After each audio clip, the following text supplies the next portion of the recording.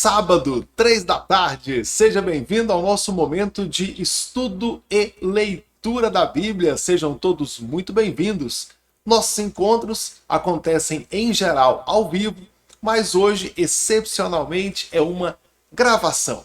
Mas manterei a mesma dinâmica de todo sábado à tarde com você, e a única exceção, a diferença, será a não participação de vocês, que eu sempre faço questão de prestigiar os comentários ao vivo e falar com você. De qualquer forma, obrigado por participar desse projeto, lembrando sempre que todo sábado às 3 da tarde, na maioria das vezes ao vivo, eu estou com você para um estudo bíblico. E eu já te convido a fazer parte do nosso grupo de estudo bíblico. Confere o segundo link na descrição desse vídeo, que tem o nosso grupo de WhatsApp.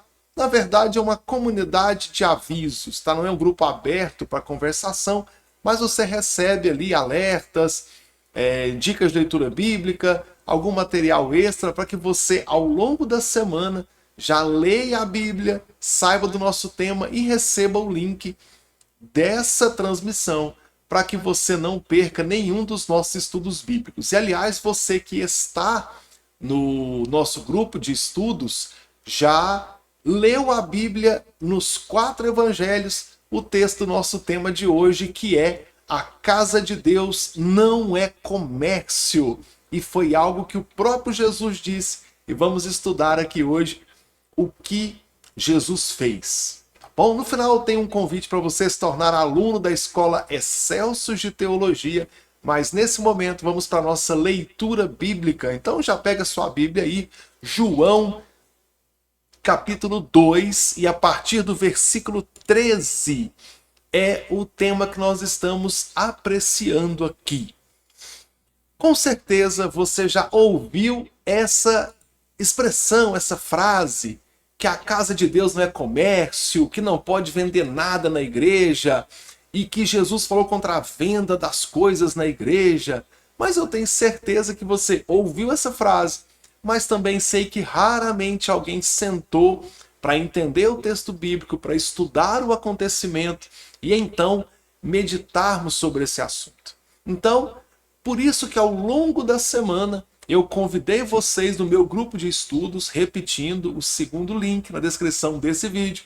Você participa do nosso grupo de estudos no WhatsApp, dá para receber os alertas e as demais ações desse programa de estudo bíblico no sábado à tarde. Tá? E então nós lemos a narrativa nos 4 evangelhos para que pudéssemos exercitar a leitura e também compreender o texto hoje. Eu escolhi fazer o estudo do relato de João por ser o relato mais completo.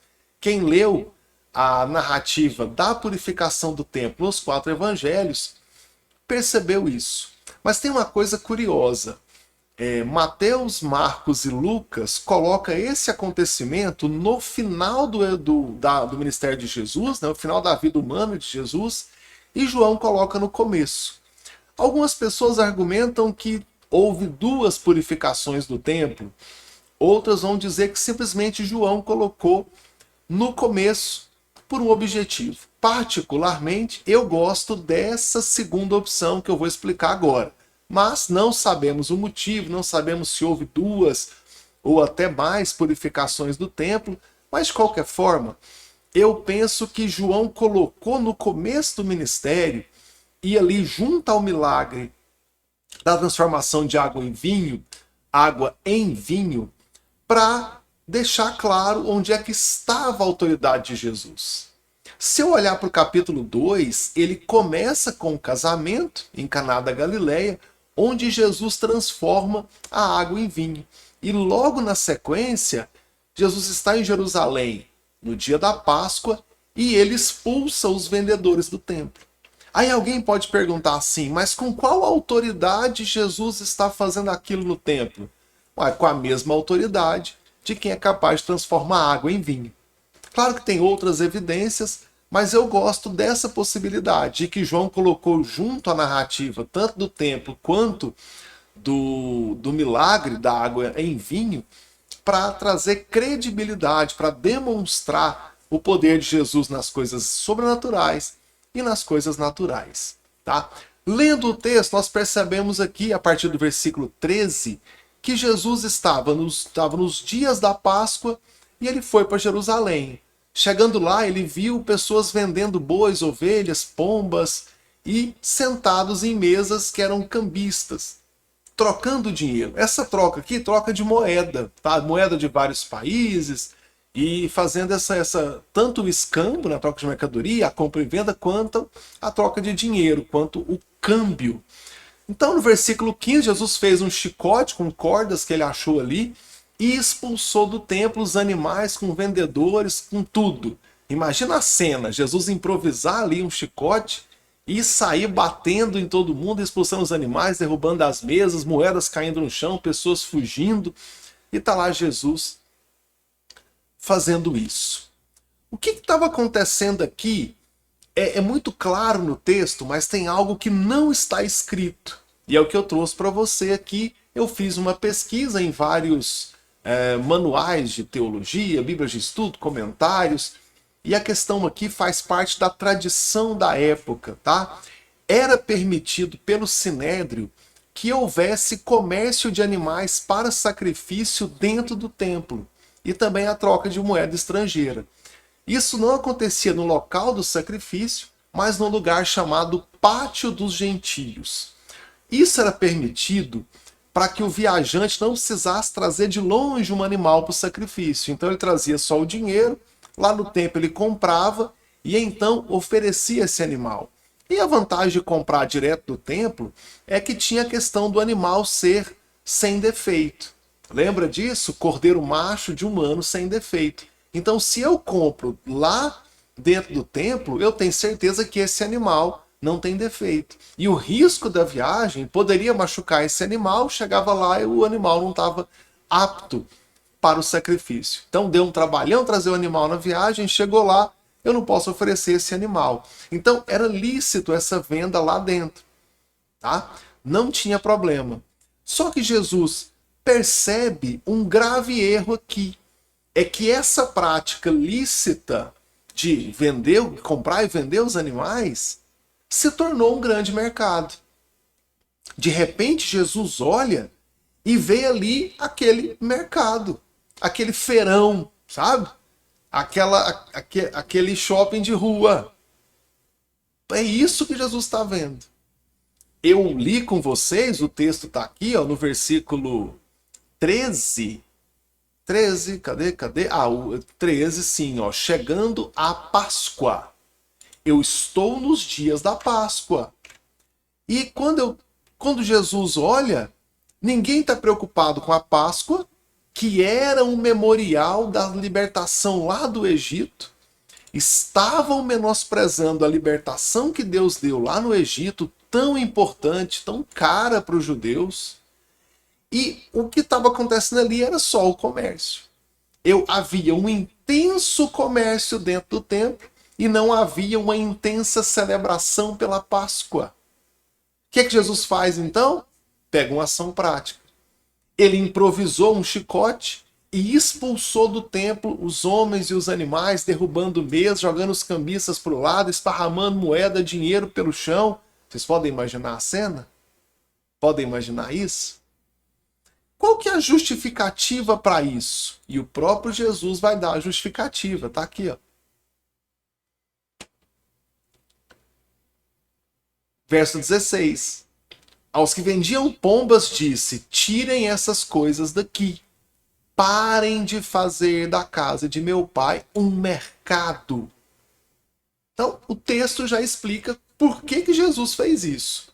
Agora, imagina a cena. Você vai ao templo. Imagina se fosse hoje. Quantas pessoas gastam a nota para ir na Terra Santa, conhecer Jerusalém. Aí alguém fala, olha, tá no dia da Páscoa. Vamos lá ver os judeus celebrando a Páscoa. Vamos lá ver o povo celebrando a Páscoa.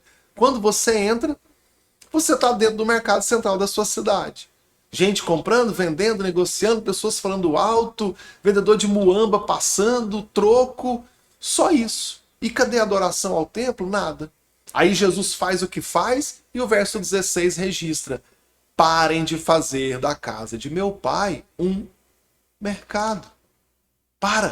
Chega de fazer isso. No versículo 17, os discípulos vão lembrar do Salmo 69, versículo 9. O zelo pela casa, o zelo pela tua casa me consumirá, que é o versículo 17. Os discípulos vão lembrar disso, anota aí, Salmo 69, versículo 9. E o que Jesus ganhou com isso, gente? E Jesus ganhou imediatamente com isso. Ele ganhou a oposição dos judeus, ganhou uma perseguição que vai durar o seu ministério inteiro e lá no final vai custar a sua vida. Porque essa perseguição vai culminar na condenação e eventual crucificação de Jesus na cruz. Então aqui eu já faço uma pausa com vocês. E é uma lição que eu não sei se eu estou pronto. Eu vou falar o que eu acho que é a lição bíblica e vou dizer, eu também preciso disso. Jesus poderia ter passado batido por aquilo e lá fora ter ficado só pregando, mas ele decide fazer uma ação prática, que eu não recomendo a nenhum de vocês. Jesus sabia a hora certa de lidar de modo prático, né, batendo nas pessoas, expulsando os vendedores com a mão ali, quebrando o pau. Vamos falar um bom português, quebrando o pau, chutando o pau da barraca. Mas ninguém deve fazer isso. Jesus sabe a hora certa, eu não sei. Como eu não sei a hora certa, eu não vou fazer hora nenhuma para não correr o risco. Mas quando Jesus fez, ele ganhou a oposição dos judeus, ganhou a perseguição, lá no final ganhou sua condenação. Mas ele fez. Então eu faço uma reflexão com vocês. Até que ponto eu estou disposto a avançar contra autoridades da minha época, contra a cultura da minha época, contra as coisas erradas que a minha época produz, em nome do que eu acho que é certo, em nome do meu zelo pela obra de Deus e pelas coisas de Deus. Faço esse convite para vocês, reflitam. E eu fico pedindo a Deus forças para que, se eu tiver que agir com essas forças, que eu também seja capaz. Que eu não seja um hipócrita, que na minha igreja eu prego, aqui no YouTube prego mais ainda, porque vocês não estão me olhando cara a cara, né? Estão me vendo aí pela internet. Mas na prática, eu não sou capaz de fazer aquilo que eu mando os outros fazer. Então, tá aqui, ó, versículo 17, que é o Salmo 69, versículo 9. O zelo pela tua casa me consumirá. Jesus estava preocupado com questões espirituais. Ele podia fazer milagre, mas também veio aqui e fez algo prático. Ele fez a purificação do templo. E aqui está algo interessante. Do versículo 18 até o 22, nós temos os judeus que vão perguntar: Senhor, fez um sinal, que sinal miraculoso você pode mostrar para que tem autoridade para isso? Vão perguntar para Jesus: o que você tem de tão especial para nos demonstrar que você tem autoridade para isso? Eu acredito que João colocou a narrativa junto do milagre da água em vinho para dizer: olha, quem tem autoridade para fazer o que fez com o templo é o mesmo que tem autoridade para transformar água em vinho. Então ele tem autoridade para isso, sim. Só que Jesus dá outra resposta: destruam esse templo e eu o levantarei em 3 dias. Aí os judeus respondem: esse templo levou 46 anos para ser edificado, vai levantar em 3 dias? Verso 21. Mas o templo que ele falava era o seu corpo. E isso ficou vago, ninguém entendeu nada. Aqui João registra posteriormente, ó, mas ele falava do seu corpo. Naquele momento ninguém entendeu. A conversa acaba aqui no 20. Ó. No 21, depois que tudo passa, que João vai escrever seu evangelho, ele acrescenta, mas ele falava do seu corpo. Depois que ressuscitou, os discípulos lembraram do que ele tinha dito. Então creram na Escritura e na palavra que Jesus dissera. Imagina a cena, eles ouviram isso aqui, não entenderam nada. Quando Jesus ressuscitou, eles lembraram. Isso, Jesus já tinha falado. E aqui é um grande momento para nós. Grande. Porque Jesus estava falando que o templo seria o corpo dele. E se eu olhar para a história, o templo foi destruído e até hoje não tem templo. Qual? O templo que nós temos é Jesus. O corpo de Jesus é o novo templo. E Jesus disse que eles iriam destruir o templo e ele o levantaria em 3 dias. E agora eu preciso fazer uma análise que vai um pouco além do que está especificado no texto. Eu falo assim, é porque o meu projeto é explicar para vocês um texto bíblico. Não um tema em teologia, mas explicar um texto bíblico. Quando Jesus ressuscitou, vamos lembrar disso, ele aparece aos discípulos e Tomé é o que diz, então me mostra a palma da sua mão, para eu ver a cicatriz, para eu ver a marca do prego, para que eu creia que você é Jesus. Pessoal, Jesus tinha sido torturado. Ele tinha levado chicotada, tinha apanhado, carregado a própria cruz, morreu dependurado, furaram ele de lado, não sabemos se esquerdo ou direito, mas furaram Jesus. Gente, era só se olhar Jesus todo cheio de hematoma, todo rasgado, machucado, você vai saber que ele é Jesus. Mas se Tomé fala, me mostra a palma, é porque Jesus tinha ressuscitado sem nenhuma cicatriz. Ele tinha ressuscitado sem nenhuma mancha no corpo. E a única evidência que ficou, miraculosamente, foi o registro do cravo, na palma e no pé. O que Jesus disse aqui? Vou voltar para o texto. Destruam este templo e eu o levantarei em 3 dias. O corpo de Jesus foi destruído, foi machucado, foi torturado. Mas Jesus levantou o templo em 3 dias sem nenhum machucado.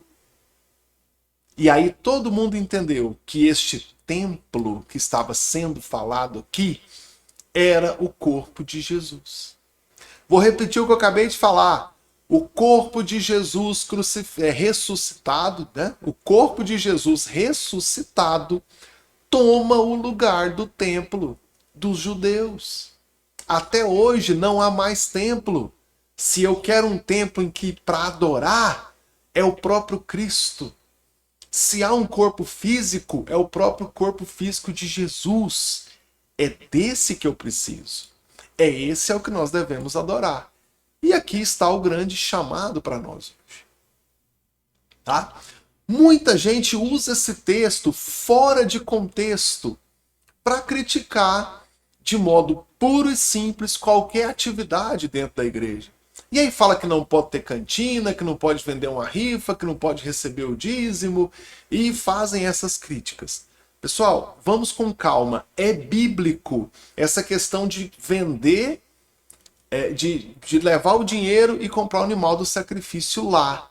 Tá? Eu trouxe o texto para vocês aqui. É Deuteronômio capítulo 14 e a partir do 22. Deuteronômio 14, a partir do 22. Ele fala o seguinte, ó, separem o dízimo de tudo que a terra produzir. Coma o dízimo do cereal, do vinho, no local em que ele escolher como sua habitação. Ó, 24. Mas se o local for longe demais, da onde Deus tiver te abençoado, ou seja, se o lugar da habitação do Senhor, ou seja, se o templo for longe de onde você mora e não puder carregar o dízimo, que é o que eu falei de levar o animal para um lugar muito longe para ser sacrificado, né? 25. Troquem o dízimo por prata, levem a prata ao local que o Senhor teu Deus tiver escolhido. Com a prata, né? Com prata, comprem o que quiserem, boi, vinho, ovelha, outra bebida, e então, juntamente com suas famílias, comam e alegrem-se ali na presença do Senhor. Deuteronômio 14, do 22 em diante. Confere aí na sua Bíblia se tem esse texto. Então, primeira coisa, não era ilícito por definição essa negociação dentro do templo. A lei prescrevia isso. Você mora longe? Tá difícil trazer o dízimo do animal, da colheita e tal? Troca por dinheiro, troca por prata, mas eu posso contextualizar aqui para troca por dinheiro. Viaja só com dinheiro, que é muito mais fácil. Chegando perto do templo, compra de novo e cumpre o seu propósito lá no templo do Senhor. Então, o comércio assim não é problema. O problema é que o templo se tornou um mercado e não havia ali uma adoração a Deus. Alguns comentaristas bíblicos ainda pioram a situação, pioram assim, eles oferecem um cenário pior, em que tinha sacerdote que vendia, que não aceitava o animal que não fosse comprado dentro do templo. Olha só, eu poderia comprar o animal onde eu quisesse e levar para o sacrifício. Tinha sacerdote que não aceitava o comprado fora do templo. Então eu nem preciso dizer que o do templo era superfaturado. Tá? E tinha outra acusação. A pessoa, o sacerdote vendia o animal, pegava o animal para sacrificar. Só que ele não sacrificava, ele colocava na fila para vender de novo. Ele vendia várias vezes o mesmo animal. Então você tem câmbio, você tem comércio, você tem um foco no comércio muito grande, a ponto que a própria festa da Páscoa parece que não está acontecendo, parece que ali é só um mercado. Aí entra a nossa reflexão para hoje. A crítica de Jesus não é ao comércio em si, mas é a transformação do templo em comércio, é tornar o objetivo daquela reunião um grande comércio, é perder o foco. Aí sim, eu estou desrespeitando a Deus quando eu uso a religião para lucrar, quando eu uso um momento que é dedicado a Deus para ganhar lucro. E eu quero fechar esse estudo com 4 reflexões com vocês. E agora aqui uma coisa que dói em mim, porque fala da minha classe, dos pastores. Mas quando eu quero ser pastor, eu tenho um chamado pastoral ou eu estou de olho na possibilidade do salário de pastor? Porque a gente sabe que o pastor muitas vezes recebe um salário da igreja. Aquele que se candidata ao pastorado, ele quer emprego fácil? Porque afinal de contas, pastor não é demitido. Pastor não bate ponto. Será que é isso? Quando eu faço os eventos na igreja, eu faço para adorar a Deus? Ou eu estou de olho na arrecadação, estou de olho no ingresso? Porque eu sei que na hora de fazer os eventos, traz aquele pregador que atrai mais pessoas. Traz o cantor que atrai pessoas. Fulano, o cara é coach, ele é pregador. Não, mas vai lotar aqui. O cantor fulano de tal tá com o nome sujo, tem esse escândalo com o nome dele. Não, cara, não julgueis, deixa pra lá. Ei, você que é invejoso. E aí traz o cara por quê? Porque ele vende ingresso. Eu estou fazendo o evento para adorar a Deus ou eu estou tentando arrecadar ingresso para ganhar o lucro? Eu tenho essa dúvida. A cantina da igreja, ela é para angariar fundos para reverter para a própria igreja? Ou ela é para dar lucro para o dono da cantina? Preciso pensar. Preciso pensar. Qual que é o meu foco quando eu faço as coisas para Deus? Quando eu ofereço um cargo na igreja, vocês que são pastores, que são líderes na igreja, quando você oferece um cargo, você oferece o cargo na igreja porque você viu naquela pessoa um chamado ministerial, ou você quer garantir que aquele dízimo não vá para outra congregação? Estou cansado de ver isso. Aquele presbítero, evangelista, pastor, incompetente, que nunca abriu a Bíblia, aí eu descubro que o dízimo mais alto daquela congregação é daquele cara. E aí fica puxando o saco dele, com medo de perder o dízimo dele, que ele vai embora e dizima em outra igreja. Aquela pessoa que dá trabalho, que é rebelde, que cria confusão na igreja, mas mexeu com ele, ele abre a carteira e investe dinheiro na igreja. E aí todo mundo adula o cara, que muitas vezes tem até uma conversão duvidosa, não sabe nem se é crente direito, mas tem dinheiro, e todo mundo adula o cara. Eu conheci uma igreja dessa. O cara era o vice-pastor da congregação, dizimava mais ou menos o que o dízimo de todos os outros irmãos juntos arrecadavam. Ele era o vice-pastor. Por quê? Porque ele era o que mais dava dinheiro lá. Sem ele ia fazer falta até para pagar as contas de água e luz. E todo mundo tolerava o cara. Adivinha se deu certo comigo? Não deu, né? Porque eu não tenho rabo preso com ninguém. Mas voltamos à seriedade do nosso estudo bíblico. É uma reflexão que precisamos fazer. Se eu estou agindo a favor de Deus, pensando na glória e na adoração a Deus, ou se eu estou transformando a minha fé em uma fonte de lucro. Se eu estou transformando um evento para Deus em um evento comercial para que eu ganhe lucro. Eu vou repetir, dinheiro tem em todos os lugares. A congregação local também precisa de recursos. Mas ela ainda é uma igreja? Ou é um comércio? disfarçado de instituição religiosa. Fica a reflexão para vocês, e é justamente o tratamento que Jesus deu lá para o templo nos dias da Páscoa, narrado em João capítulo 2. Ok? Te convido a ler a Bíblia novamente. Se você gostou desse estudo, todo sábado, 3 da tarde, eu estou aqui com você. Entra no segundo link na descrição desse vídeo e entra no nosso grupo de estudos bíblicos, tá? O grupo é fechado, não se assuste com isso, mas diariamente eu envio conteúdos para que você se aproxime mais da Escritura Sagrada e possa ler a Bíblia conosco. Se você não está satisfeito só com esse estudo bíblico aqui e quer aprender a Bíblia profundamente, aprender teologia de verdade, vamos falar assim, eu tenho uma escola teológica, é a Escola Excelsius de Teologia.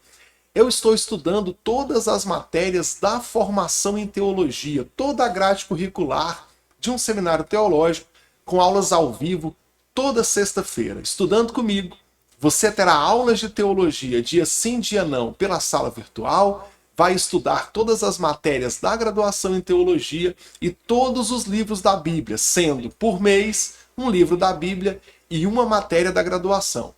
Aula ao vivo, sexta-feira, 8 da noite, e durante a semana através da sala virtual, pagando R$ 20 por mês. Gostou da proposta? Clica no primeiro link na descrição desse vídeo, tem lá as informações do curso e o formulário de inscrição.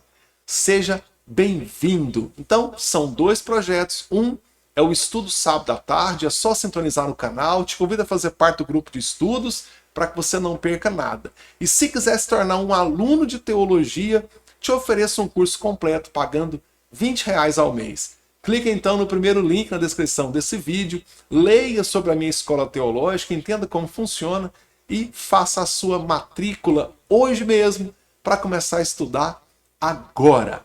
E para você que acompanhou até aqui, todos vocês, muito obrigado pela sua audiência. Nos vemos na próxima semana com o estudo bíblico e ao longo da semana tem vídeo novo no canal Café e Teologia. Obrigado pela sua audiência e nos vemos em breve. Deus abençoe a todos.